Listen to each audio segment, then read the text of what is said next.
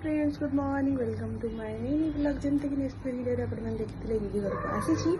तो ये सकाळ उठी ब्रश कर चलो देखिए दीदी कौन करुची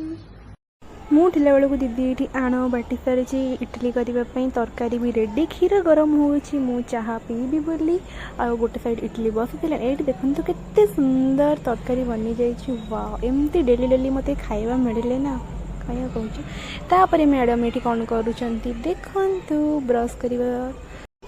ये सका पूरा पगटा मस्त हो उठला बेलू वर्षा हो छाड़ी भी सारे ये देखो दीदीर छोटिया मिनी प्लांट ये देखी देखी मु पीऊँची चा मस्त पूरा मजा आसी जाऊँगी वेदर ये आम ब्रेकफास्ट रेडी गोल गोल इडली को मटर तरकारी तापर मैडम ये लगी पड़ी लंच प्रिपेयर कर मुझे आसिले मैंने तार किचन घर छुट्टी ही मिलेनी